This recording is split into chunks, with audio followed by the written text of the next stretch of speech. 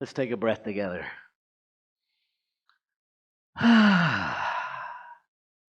Question everything. This is our divine invitation to be a perpetual 3-year-old. And perhaps that is the best thing we can do.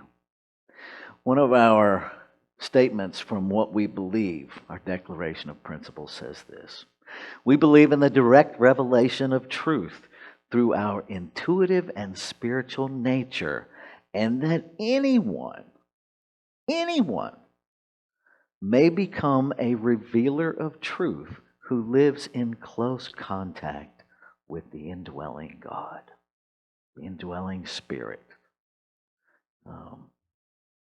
How often are we really in close contact with that indwelling Spirit? That's the question.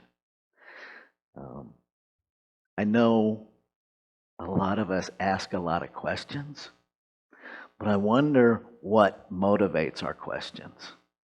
Is it questioning what's actually happening, or are we questioning in the physical realm? How many of our questions start with a finger pointing at someone else? Like, what is wrong with you? What is wrong with them? Anybody else ask those questions? And the problem with that is it presumes that we're actually not part of them, that there's an actual separate us and them. And I suggest to you that maybe our questioning needs to start there. What is operating in my belief system that is so deeply anchored in separation thinking that I actually believe there's an us and a them? And what's operating in my consciousness that, whether I ever admit it or not, positions the us way above the them? Notice how we do that? Right? When we're talking about them, we don't ever say, what's right with them and what's wrong with us? That's not where we start. We start in consciousness, in the subconscious, separating ourselves. And then in order to justify that separation, we label, we other, and we other them, and we other us. And interestingly enough, in the realm of social justice, it's not so different. Right? It's just, who are we othering today? Where is my point of self-righteousness? Where I'm not that. In the back of my head, I hear Pee Wee Herman. I know you are, but what am I? Right? And perhaps the more informative questions for us to begin to ask is, what do I really believe in? What do I really believe in? Do I really believe what I say I believe? And if I do, then maybe the next question is, why isn't it showing up in my life the way I say I believe it? Why, if I believe in oneness and wholeness, how is it that I can create these, let's just say it, convenient and comfortable, self-affirming categories of others that I don't want to be? How is it we do that? How is it that we say we believe in wholeness and oneness, and yet we find ways to make things not part of us? Do we really believe what we say we believe? That's the question. And if we don't, then perhaps the question is, what do we really believe? Perhaps we need to start by, I don't know, here's a radical idea, getting honest. to get honest about what you do believe. And then perhaps we can explore, is it even my belief? Or was it a belief that was just handed to me generationally? And is it a belief that I ate 3 meals a day at the table in the high chair? And then in the booster chair? And then in the big kid's chair? And I've yet to examine what I actually believe. Because the way socialization works, folks, is we're all walking around with belief systems that are generational. When I was taking Buddhism in graduate school and in ministerial school, it really helped to reframe, because we think on many levels, if you talk to folks about karma, they'll tell you that karma is the payback for something you did wrong. That's not karma. That's crap thinking. It's guilt, shame, garbage. That's not how the universe works. A loving God pays you back for making mistakes that it doesn't even know you made. Because creation is just expanding its experience of itself.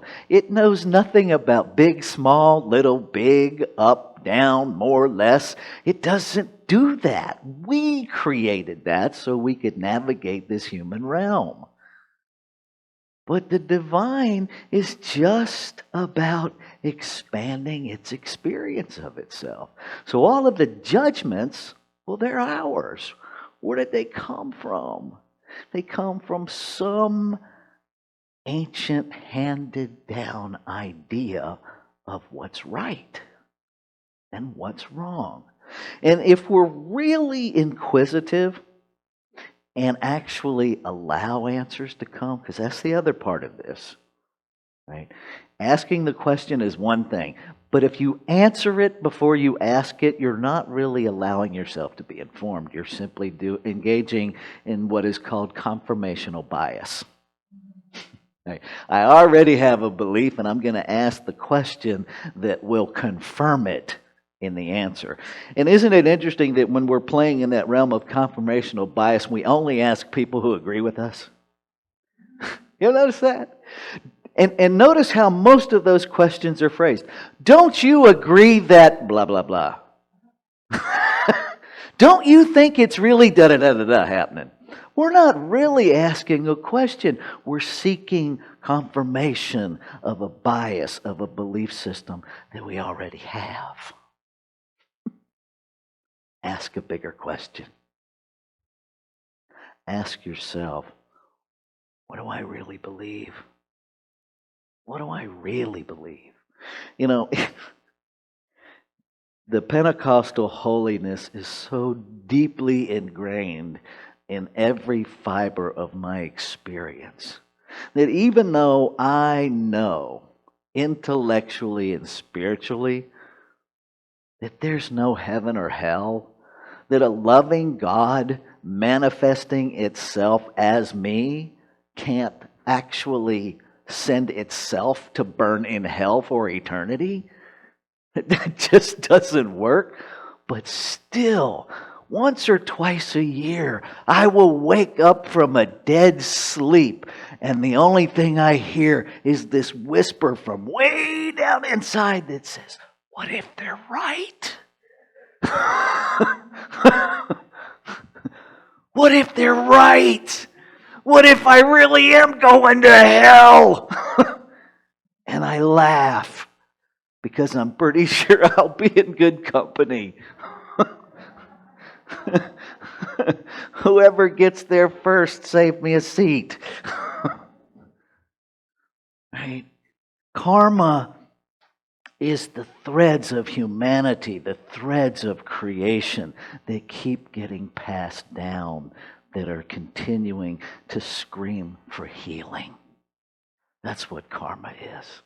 It is the tendencies of our humanity that continue to be separate from creation. That's what karma is. It's just stuff that wants to be healed. Right? Why is it that, I believe Horatio Willis Dresser said it in 1901, that we now see that all true justice must be social? 120 years later, we're still trying to figure that out. Why? What's in the way of us actually establishing relationships that affirm every magnificent, diverse expression of creation? What's in the way? What's in the way of me celebrating those that believe politically different than I do? What's in the way? Is it them? Is that really, if I really get rid of everybody who believes differently than me, will I really experience justice or just us? Which one do we really want? Do we really want to celebrate the magnificence of creation, or do I just want it to look like me?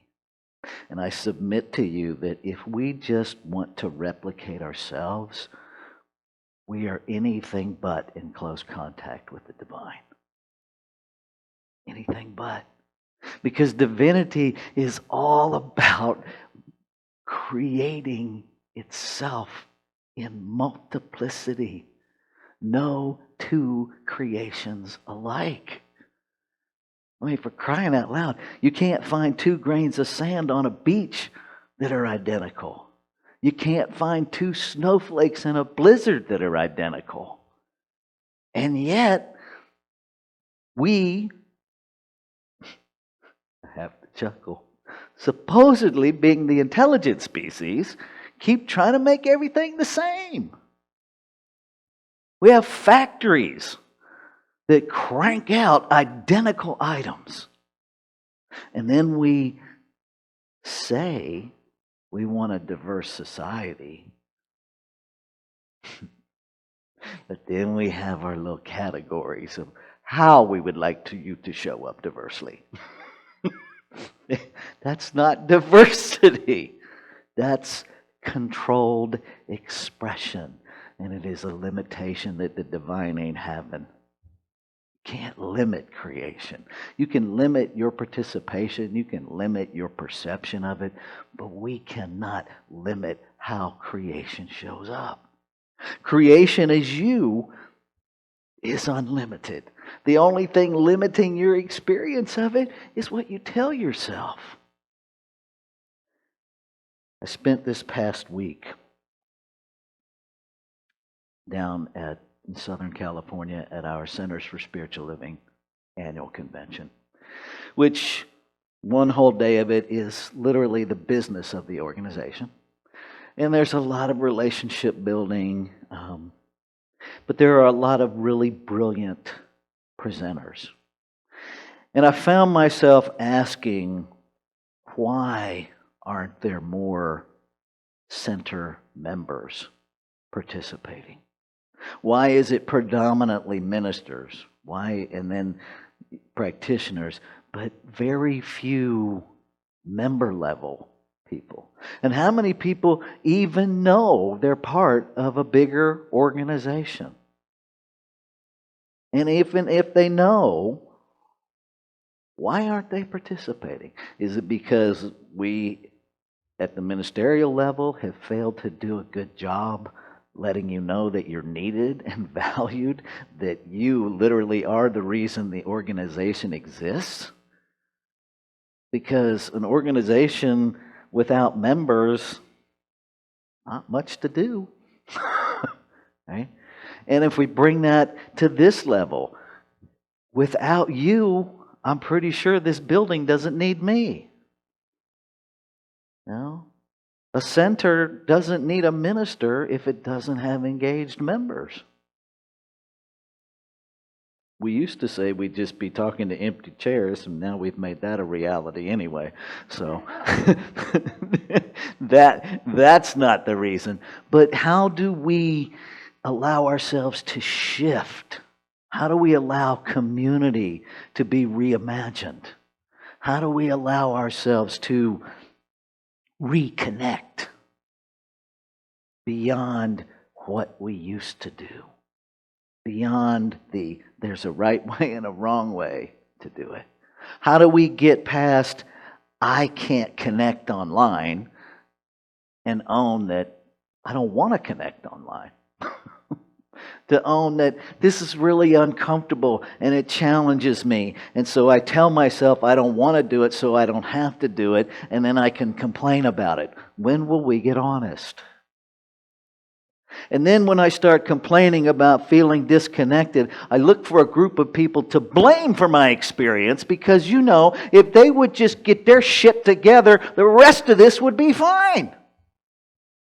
It's not true. It's not true. No group of people have the power or the authority to control the entire world through a virus. They don't have it. We each have an individualized experience. And perhaps when I get my act together, then my act is together. And that invites in the wholeness other cells in the body to get their act together. If you have an infection in your big toe and you have a headache, you can put some antifungal cream, some antibacterial cream on your toe, and that'll treat the infection, but it's not going to take care of your headache. It's just not. Cells in the one body. And so this idea that if somebody else fixes themselves, it will somehow magically make you okay, this unicorn thinking, it's not going to happen. But if we want the whole body, if we want wholeness, if we want the whole entire body of creation to experience its wholeness, then that means every cell has to be uniquely itself. I do not want my liver cells to wake up in the morning and decide they're tired of being liver cells, they are going to be kidney cells today. I don't think that would work very well.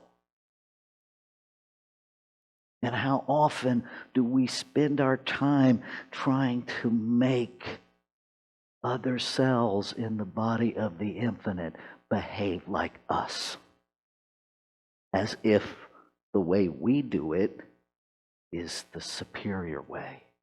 And what's really interesting is folks in the social justice system can be just as guilty of it, railing against supremacy without ever saying, I think my way is the supreme way. My version of supremacy is the right way. Your version of supremacy, not so much. Supremacy is supremacy.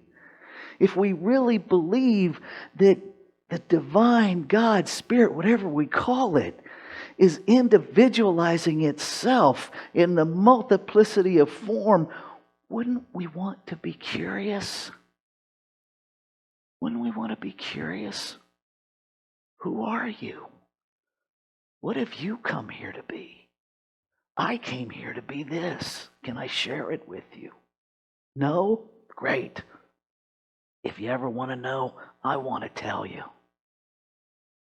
But to live life with a curiosity that authentically, genuinely wants to know every magnificent, individualized, intentional, one-of-a-kind, never-to-be-repeated expression of divinity.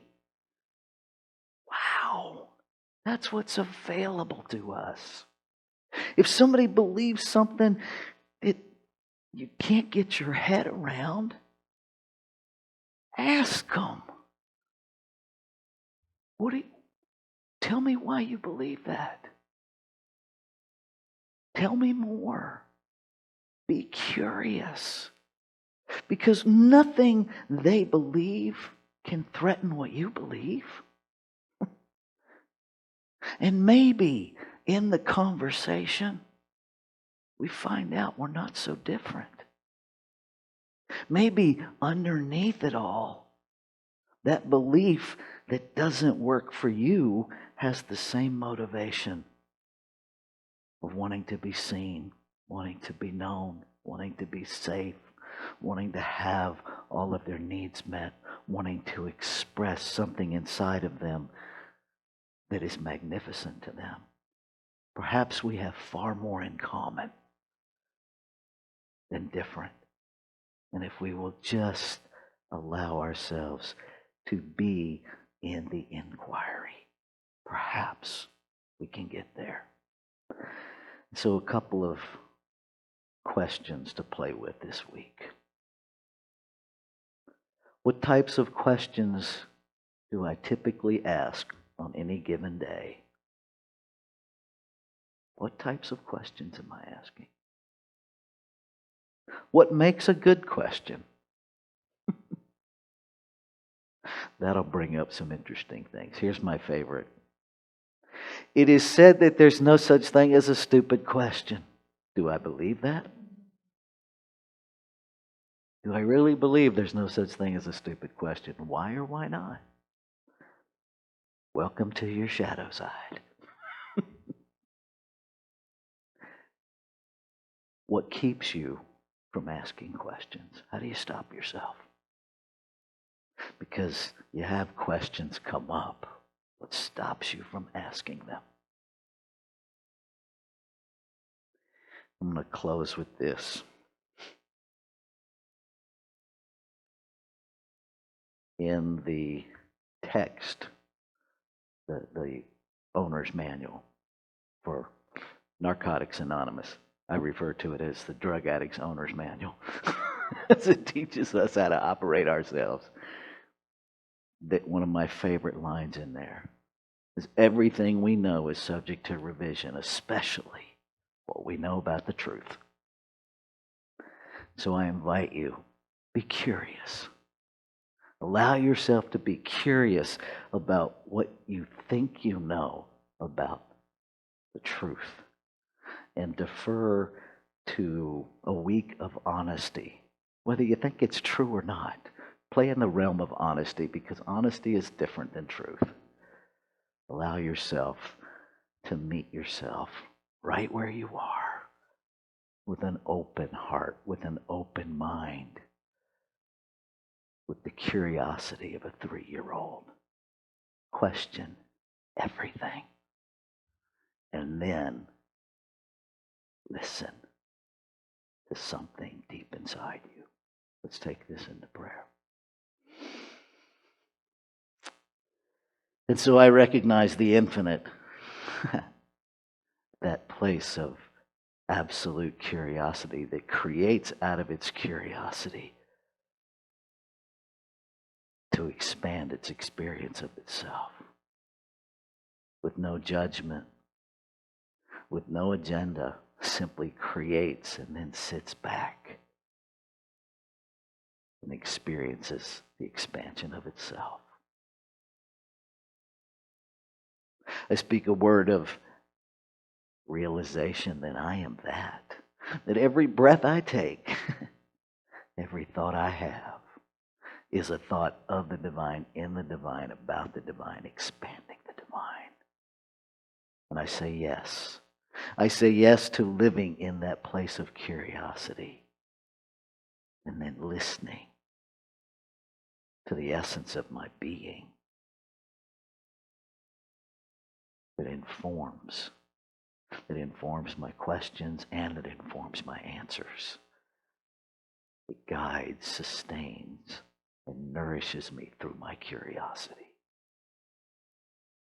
And what my word is speaking, I speak for all, because there's only one thing happening here: the divine unfolding itself in magnificent diversity.